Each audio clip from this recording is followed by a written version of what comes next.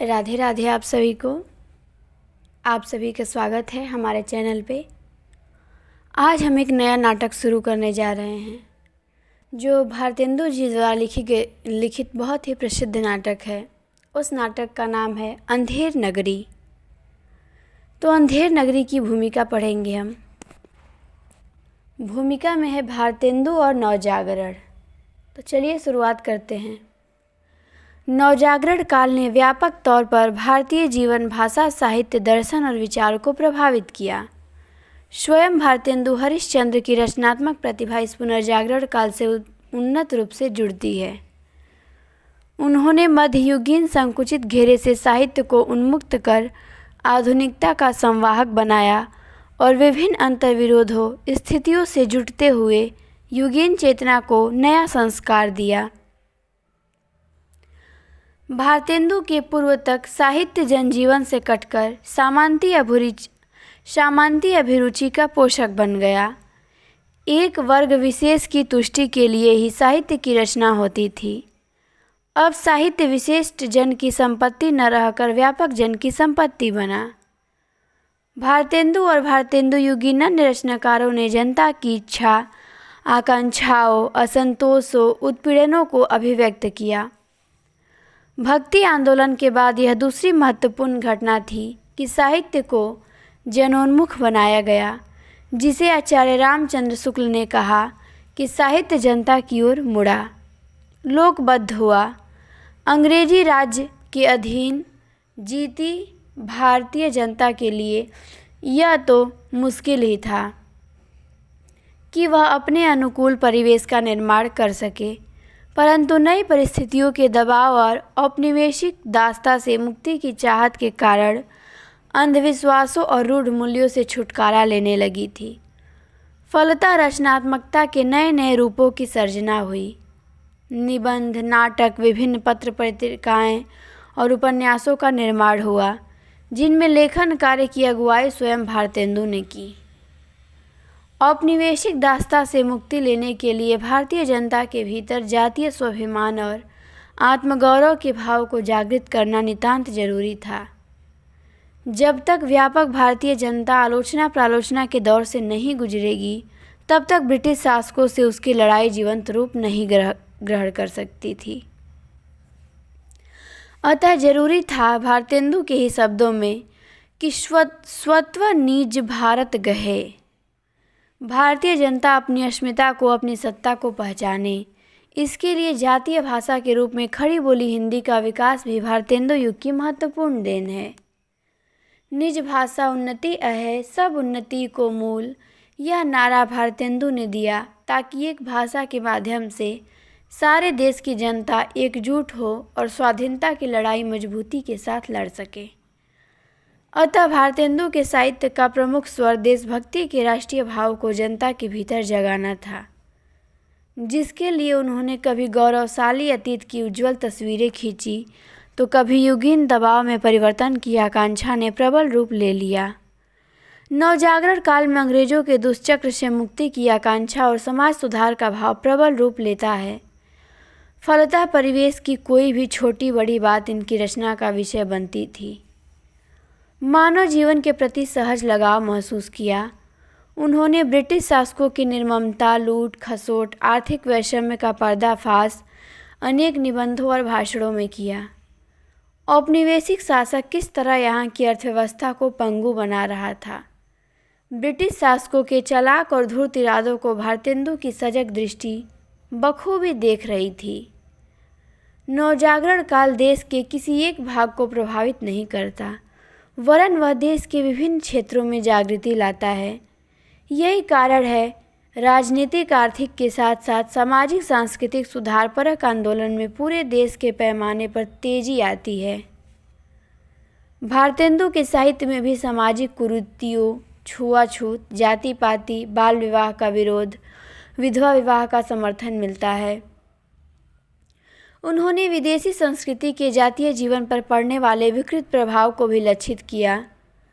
अंग्रेजी राज्य के अन्याय अत्याचार का दृढ़ विरोध और भारतीय अस्मिता की पहचान की। भारतीय जीवन में आत्मविश्वास और आत्मगौरव का भाव जागृत करना ही भारतेंदु के साहित्य का प्रधान लक्ष्य था। उन्होंने अंग्रेजों की चापलूसी करने वाले अंग्रेज भक्तों पर भी तीखा व्यंग किया। साथ ही धार्मिक अंधविश्वास, संकीर्णता, रूढ़िवाद का विरोध भी चुभती भाषा में किया। वे हिंदू मुस्लिम ऐक्य के प्रबल समर्थक और सांप्रदायिक सद्भाव के हिमायती थे। बलिया मारे भाषण में भी उन्होंने बड़े जोरदार शब्दों में हिंदू मुस्लिम एकता की हिमायत की। अंग्रेजी भाषा की शिक्षा, छोटे मोटे सुधारों और धर्म की ओट में भारतीय मानसिकता को गुलाम बनाए रखने की अंग्रेजों की साजिश को भारतेंदु ने गहरे रूप में अनुभव किया। फिर भी युगीन परिवेशों में अंग्रेजों द्वारा किए गए सुधार कार्यों को देखकर उनकी प्रशंसा भी करते हैं। देशभक्ति के साथ राजभक्ति का यह युग युगीन अंतर विरोध ही है, जो वस्तु स्थिति के वैज्ञानिक विश्लेषण के अभाव में जन्म लेता है। भारतेंदु के समय तक इस तरह के वैज्ञानिक विश्लेषण की मांग भी अनुचित है। विक्टोरिया शासनकाल में शांति, सुरक्षा व्यवस्था और सुधार कार्यों को देखकर उनकी प्रशंसा तो भारतेंदु कर जाते हैं, पर उनकी निर्मम लूट खसोट, धूर्तता और चालाकी को भी बड़ी बारीकी से उजागर करते हैं। यही उनकी प्रगतिशीलता है। कम से कम ब्रिटिश शासकों के शोषक चरित्र की पहचान तो करते हैं। जनजीवन के साथ जुटकर अपनी रचना धर्मिता को आगे बढ़ाते हैं। जातीय भाषा के रूप में खड़ी बोली हिंदी पर जोर देते हैं। भारतीय जनता के समुचित विकास पर ध्यान केंद्रित करते हैं। भारतेंदु का जन्म जिस रूढ़ संस्कार परिवार में हुआ, राजभक्ति तो उनके खून में प्रवाहित हो रही थी, पर निरंतर उन भाव से संघर्ष करते हुए देश हित और समाज हित से रिश्ता जोड़ते हैं। देश और समाज की समस्याओं से टकराते हुए उन्होंने समकालीन यथार्थ को ठोस अभिव्यक्ति दी। औपनिवेशिक शासन के लूट और शोषण को भारतीय जनता के दुखों का मूल कारण मानते हुए उनमें जागृति पैदा करनी चाहिए, ताकि विदेशी शासन से मोर्चा ले सके।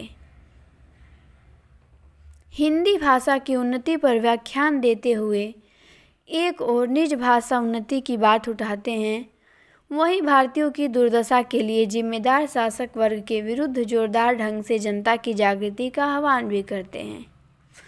कबीर की तरह ही एक बार फिर से पुनर्जागरण के दौर में भारतेंदु के मन में यह सवाल पैदा होता है कि हो ये मनुष्य ही क्यों भय हम गुलाम, वे भूप। मनुष्य मात्र की समता के हिमायती भारतेंदु में अदम्य संघर्षशीलता और साहस के दर्शन होते हैं। आज जब पूंजीवादी संकट गहराता जा रहा है, तो भारतेंदु के साम्राज्यवाद विरोधी तेवर प्रासंगिक मालूम देते हैं। आज जिस तरह सामंती समाज की बंदिबस्त पूंजीवादी शोषण का तरीका और बारीक तथा धारदार हो गया है, भारतेंदु की ये पंक्तियाँ सटीक बैठती हैं। भीतर भीतर सब रस चूसे, हंसी हंसी के तन मन धन मुँह से, जाहिर बातन में अति तेज, क्यों सखी साजन नहीं अंग्रेज। इस प्रकार भारतेंदु ने ज्ञान विज्ञान के द्वारा जन्मी नई सचेतना को अपनाने और जातीय संस्कृति के निर्माण की ओर भी जनता का ध्यान आकर्षित किया। कूप मंडूक बने सहिष्णु चरित्र वाले लोगों को मूर्ख कहते हुए फटकारा और भौतिक उन्नति की ओर अग्रसित होने की प्रेरणा दी। भारतेंदु ने तो धर्म ग्रंथों को भी जातीय भाषा में होना जरूरी बताया, ताकि लोग उसका सही अर्थ समझ सकें और ब्राह्मणों द्वारा फैलाए गए भ्रमों से दूर रहे। इस सांस्कृतिक सामाजिक जागरण के दौर में जरूरी था कि हिंदू मुस्लिम सभी धर्म वाले लोग एकजुट होकर साम्राज्यवादी ताकतों के विरुद्ध आवाज़ उठाएं, तभी उससे मुक्ति मिल सकती थी। उनका कहना था कि आपसी फूट और कलह भीतर से कमज़ोर बना देती है और अंग्रेज इस फूट का नाजायज़ फ़ायदा उठाकर अपनी जड़ें और मजबूत करते थे। भारतेंदु ने सर्वसाधारण में जागृति फैलाने के लिए भारत के प्राचीन वैभव, उनके समृद्धशाली अतीत का स्मरण कराकर उनमें राष्ट्रीय भावनाओं को जगाने का प्रयत्न किया। भारतेंदु प्राचीन संस्कृति और प्राचीन इतिहास को भारतीय जनता के नवजागरण के लिए प्रेरक शक्ति बना देना चाहते थे। इसी देश प्रेम के भाव से उत्प्रेरित होकर स्वयं इतिहास और पुरातत्व का भी अध्ययन किया। भारतेंदु हिंदी साहित्य के विकास के साथ साथ विभिन्न कलाओं की उन्नति भी चाहते थे। तभी तो इन्होंने नाटक और रंगमंच का सूत्रपात किया और संगीत सार नामक निबंध में सरल रीति से संगीत सीखने पर जोर दिया। उनके यहाँ शिल्प आदि की शिक्षा और विदेश जाकर शिक्षा ग्रहण करने का आग्रह भी मिलता है। उन्होंने अपने विभिन्न नाटकों और निबंधों में स्त्री शिक्षा पर भी जोर दिया। उन्होंने बाल विवाह का विरोध और विधवा विवाह का समर्थन किया, क्योंकि नवजागरण के दौर में समाज का हर हिस्सा जागृत हो तभी व्यापक रूप से आंदोलन संभव था। स्त्रियां भी समाज का ही अंग हैं, अतः उनका भी घर की चारदीवारी से बाहर निकलकर समाज के बीच आना और अपनी अहम भूमिका अदा करना बहुत जरूरी था।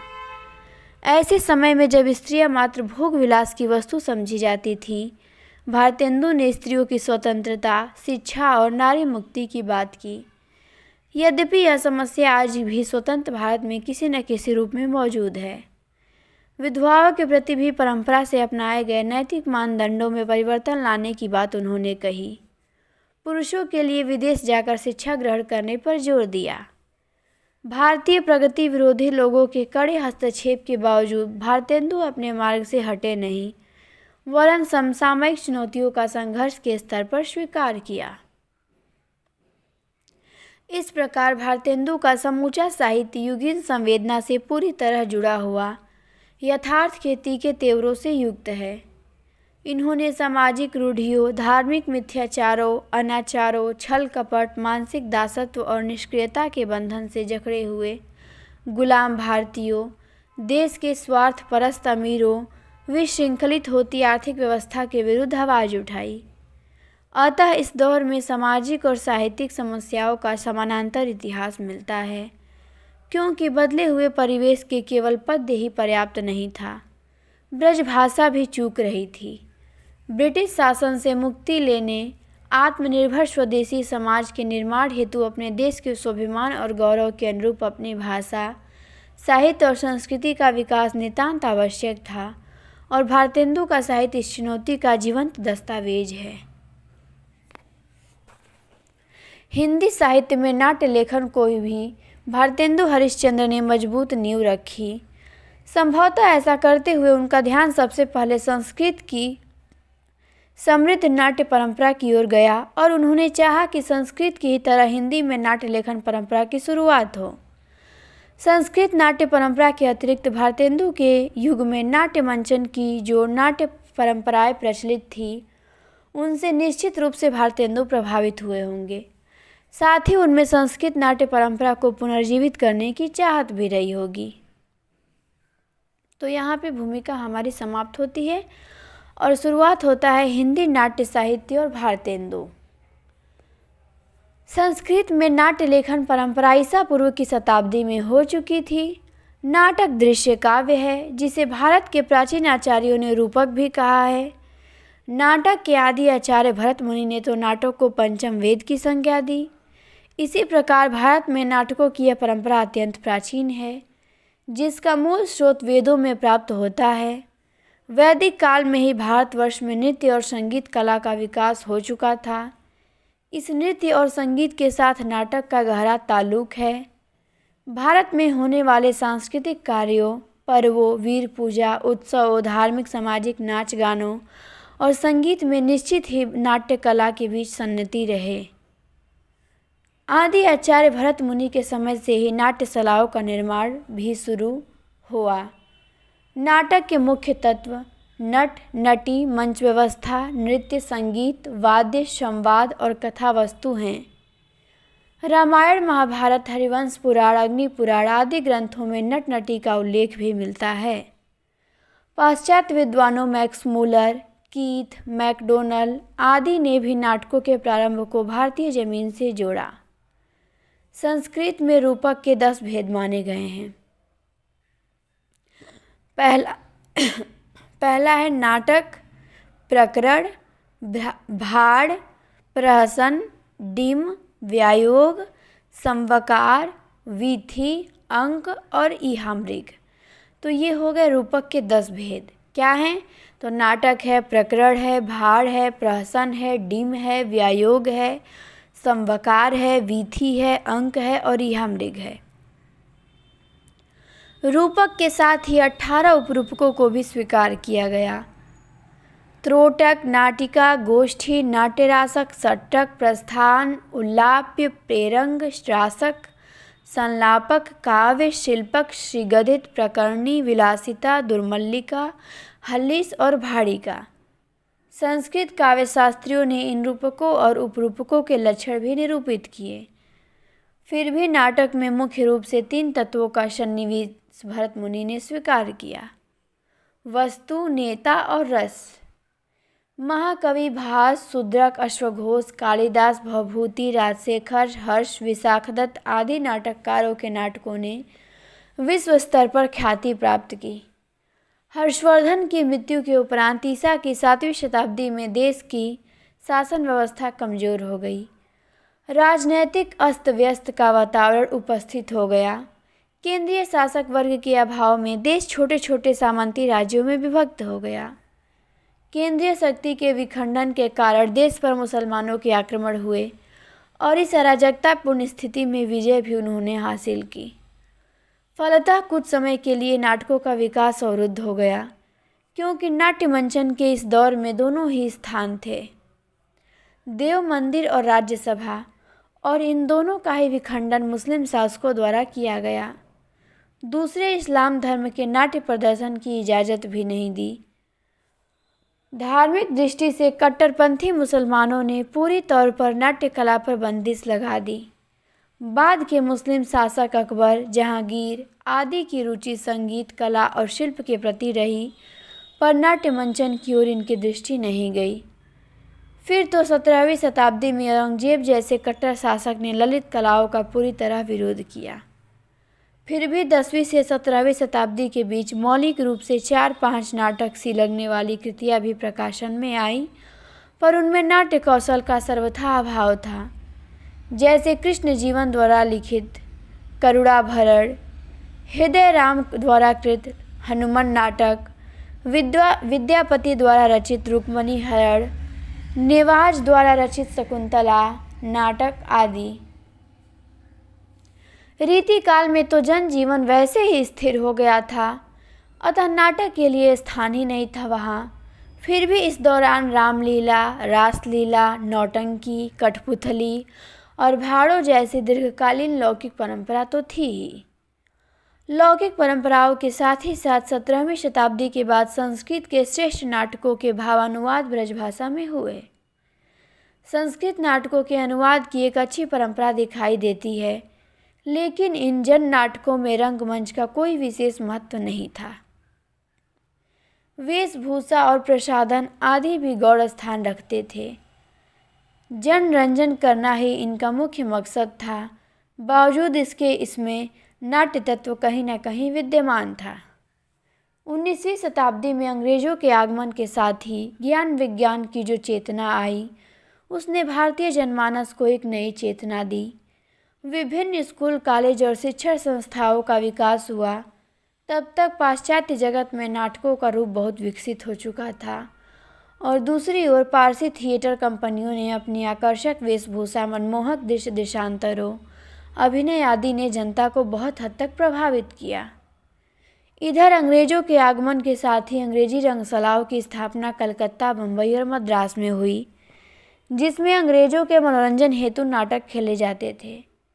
लेकिन 19वीं शताब्दी में ही पारसी रंगमंच के भोड़े, अश्लील, भड़कीले प्रदर्शन को देखकर उसके विरोध में हिंदी रंगमंच की स्थापना हुई।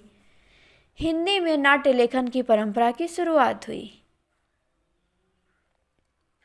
जिसका क्रमबद्ध आरंभ नवजागरण काल में अन्य विधाओं के साथ ही हुआ, जिसकी अगुवाई स्वयं भारतेंदु हरिश्चंद्र ने की।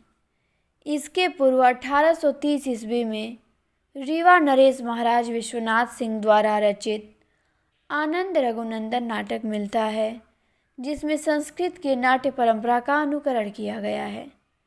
साथ ही प्रांतीय भाषाओं में कवित, सवैया, भजन, दोहा पर पद, विरह आदि गेय पदों को अपनाकर नाटक में संगीत की स्थिति को स्वीकारा गया, जिसका प्रभाव भारतेंदु युगीन रचनाकारों पर पड़ा। 1859 ईस्वी के लगभग भारतेंदु के पिता गोपाल चंद्र उपनाम गिरधर दास ने नहुस नामक नाटक की रचना की। इसके 2 वर्ष पूर्व ही सन 1857 का असफल व्यापक आंदोलन हो चुका था, जिसका भारतीय जनता पर गहरा असर हुआ। फिर भी इस गदर का सीधा संबंध भारतेंदु के साहित्य से नहीं स्थापित किया जा सकता। संभवतः यह आंदोलन ऐसी कोई पृष्ठभूमि नहीं निर्मित कर पाया जो भारतीय जनता के मुक्त होने की प्रेरणा को मजबूत करे। अब तक बंगला का साहित्य भी काफ़ी सुन्नत हो चुका था, अतः भारतेंदु ने सर्वप्रथम बंगला, अंग्रेजी और संस्कृत के नाटकों का हिंदी में अनुवाद किया। भारतेंदु के समकालीन राजा लक्ष्मण सिंह ने 1969 में कालिदास की अभिज्ञान शकुंतलम का हिंदी में पहला अनुवाद कार्य किया। आगे चलकर भारतेंदु ने नाटकों में युगांतर स्थापित करते हुए नाट्य साहित्य को नया मोड़ दिया, जनता की रुचि को नाटकों की ओर मोड़ा। इसके लिए भारतेंदु और भारतेंदु मंडल के लेखकों ने स्वयं नाटक को लिखे भी और अभिनीत भी किए। जरूरी था कि भारतवर्ष की अशिक्षित रूढ़िग्रस्त जनता के भीतर जातीय स्वाभिमान का भाव जागृत किया जाए, जबकि अंग्रेजी शासकों की बराबर साजिश रही कि विभिन्न तरीकों से जनता को गुमराह किया जाए। उनके मन में यह भावना अच्छी तरह से भर जाए कि वे शासित होने के लिए पैदा ही हुए हैं।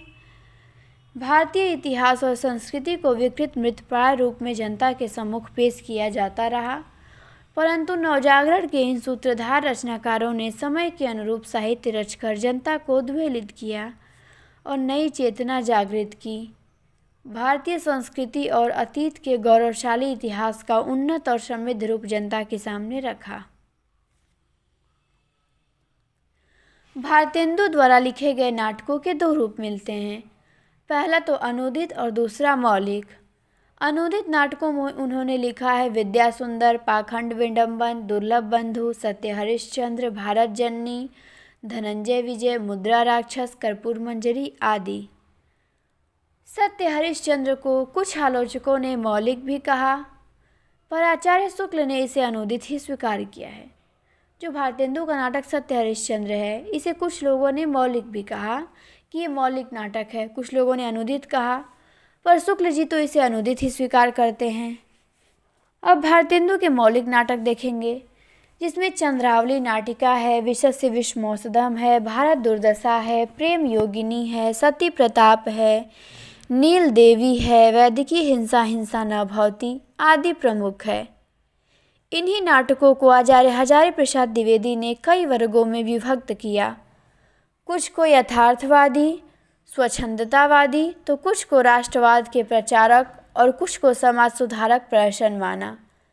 परंतु आगे चलकर भारतेंदु युग में नाटकों की 2 धाराएं विकसित होती हैं, पौराणिक और ऐतिहासिक, जिसमें पौराणिक नाटकों की धारा समय के साथ ऐतिहासिक नाटकों की प्रबल धारा के सामने दब गई।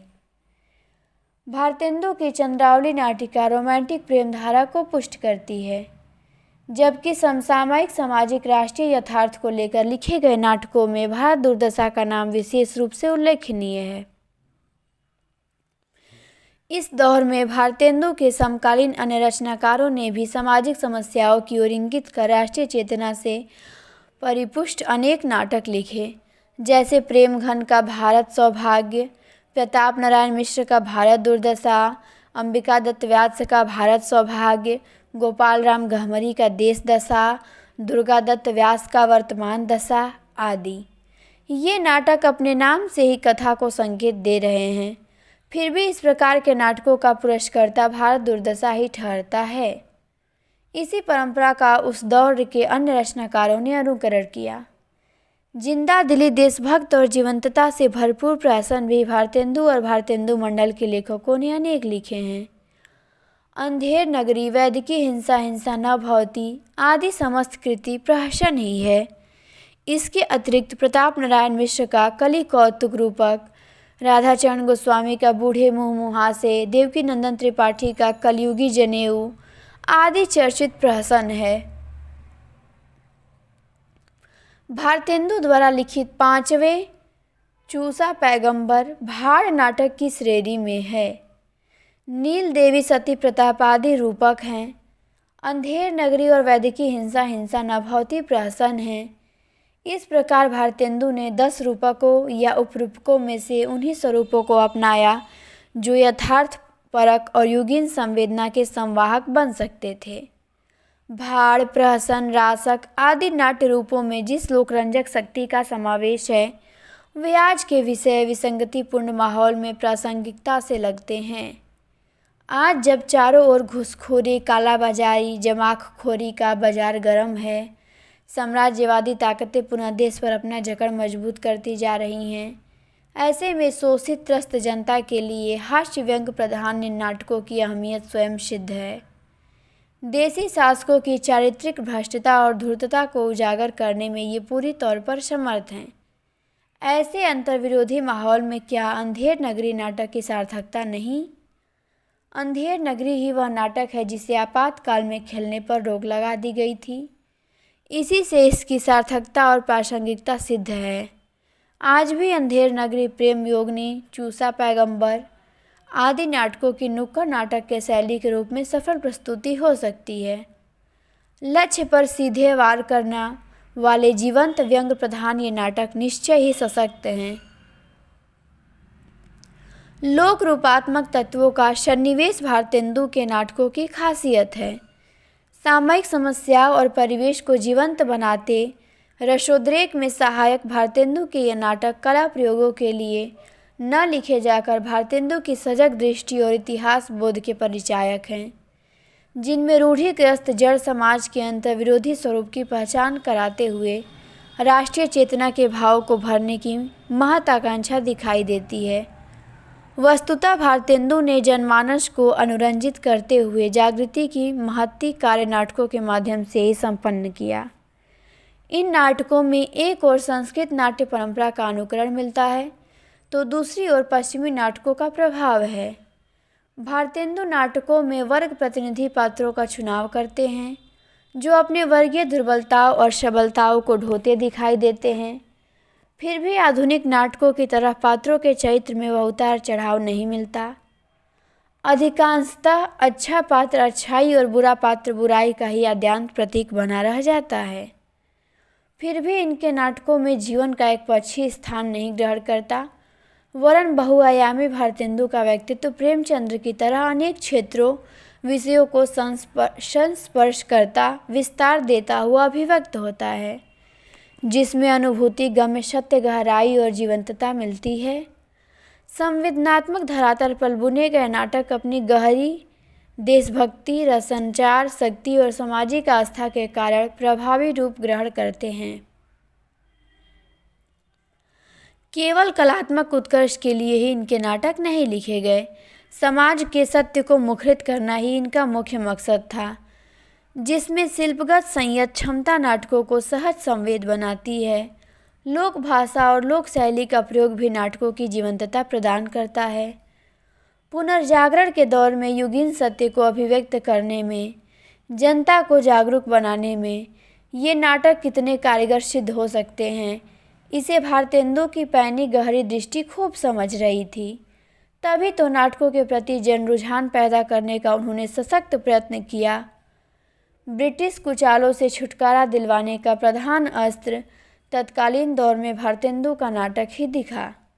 भारतेंदु लिखते हैं कि नाटकों के अभिनय करने से देश का कितना उपकार होता है कि आपस में इतना उपकार होता है कि हम लिख नहीं सकते। यदि नाटक का अभिनय आरंभ हो जाएगा तो सब कुचाल आप से आप छूट जाएगा।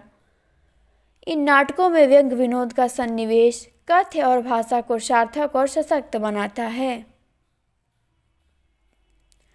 तो अब आता है कि भारतेंदु की संक्षिप्त जीवनी देखेंगे हम। ठीक, हमने भूमिका देख लिया, निर्देश देख लिया, नाट्य परंपरा देख लिया। अब देखेंगे भारतेंदु हरिश्चंद्र की संक्षिप्त जीवनी, उनके जीवन के बारे में। भारतेंदु का जन्म 1850 ईस्वी में हुआ था। भारतेंदु प्रसिद्ध सेठ अमित चंद के वंशज थे और उनके पिता बाबू गोपाल चंद्र उपनाम गिरधर दास हिंदी के अच्छे कवि और अपने समय के प्रगतिशील व्यक्तियों में से थे। जब भारतेंदु 5 वर्ष के थे तब उनकी माता पार्वती देवी का, और जब 10 वर्ष के थे तो उनके पिता का देहांत हो गया। पिता की असामयिक मृत्यु हो जाने के कारण उनकी शिक्षा का समुचित प्रबंध न हो सका था। यद्यपि ये 3-4 वर्ष तक बनारस के क्वींस कॉलेज में बराबर पढ़ने जाते थे, किंतु उन्होंने जो कुछ ज्ञान प्राप्त किया वह स्वाध्याय द्वारा किया। भारतेंदु भारतवर्ष की लगभग सभी प्रधान भाषाएं जानते थे। 5-6 वर्ष की अवस्था में ही उन्होंने अपनी काव्य प्रतिभा का परिचय देना प्रारंभ कर दिया था। 15 वर्ष की अवस्था में उनका विवाह मन्नो देवी से हुआ। विवाह के बाद उन्होंने अनेक स्थानों की यात्रा की और अवसर मिलने पर सदैव अंधविश्वास और अप्रामाणिकता का विरोध किया। उन्होंने स्वदेशी, निज भाषा उन्नति, राष्ट्रीयता, भारत की उन्नति, स्त्री शिक्षा आदि बातों पर सदैव जोर दिया। 6 जनवरी 1885 को 34 वर्ष 4 महीने की अवस्था में उनका देहांत हो गया। उनके 2 पुत्र और 1 पुत्री हुई थी। उनके पुत्रों का बाल अवस्था में ही देहांत हो गया था। उनकी पुत्री विद्यावती एक विदुषी महिला थी। भारतेंदु लोकप्रियता का प्रमाण इसी से मिलता है कि सारा देश ने आपको भारतेंदु की उपाधि प्रदान की। भारतेंदु की प्रतिभा चौमुखी थी। वे अपने विविध प्रकार से हिंदी साहित्य को समृद्ध बनाया। उनका व्यक्तित्व तत्कालीन से शिक्षित धनिक वर्ग की विशेषताएं लिए हुए था। उन्होंने जीवन भर देश, भाषा और साहित्य की सेवा की। सार्वजनिक जीवन ग्रहण करते हुए उन्होंने कविवचन सुधा, हरिश्चंद्र मैगजीन आदि पत्रों का संपादन किया। भारतीय इतिहास के संधि काल में आविर्भाव होने से उन्होंने नवीन और प्राचीन, पाश्चात्य और भारतीय विषयों का सुंदर समन्वय उपस्थित कर भावी उन्नति के मार्ग का सृजन किया। अंग्रेजी राज्य की स्थापना के फलस्वरूप जो राजनीतिक, धार्मिक, सामाजिक, आर्थिक और साहित्यिक परिवर्तन हो रहे थे, उनके प्रति यह जागरूक थे। उनका जीवन काल भारतीय नवोत्थान का प्रथम चरण था। यह नवोत्थान एक ओर तो अतीत से प्रेरणा ग्रहण कर रहा था और दूसरी ओर उसकी दृष्टि भविष्य पर लगी हुई थी। प्रेमघन, बालकृष्ण भट्ट, तोताराम, प्रताप नारायण मिश्र, श्रीनिवास दास ने भारतेंदु के नेतृत्व में तत्कालीन जीवन के हीन और उज्ज्वल दोनों पक्षों पर दृष्टिपात कर देश के मंगल भविष्य की अवतारणा की। तो यहाँ पे हमारा भूमिका, निर्देश, नाट्य परंपरा और भारतेंदु हरिश्चंद्र का जीवन परिचय समाप्त होता है। अब हम अगले वीडियो में देखेंगे अंक। अंधेर नगरी नाटक के प्रमुख अंक देखेंगे, पात्र परिचय देखेंगे। तो शीघ्र ही हम मिलते हैं आपसे दूसरे वीडियो में। वीडियो अच्छा लगे तो लाइक शेयर ज़रूर करिए। ये अंधेर नगरी का पहला वीडियो है। अभी हम मिलेंगे दूसरे वीडियो में। तो आप सभी को वीडियो अंत तक देखने के लिए बहुत बहुत धन्यवाद।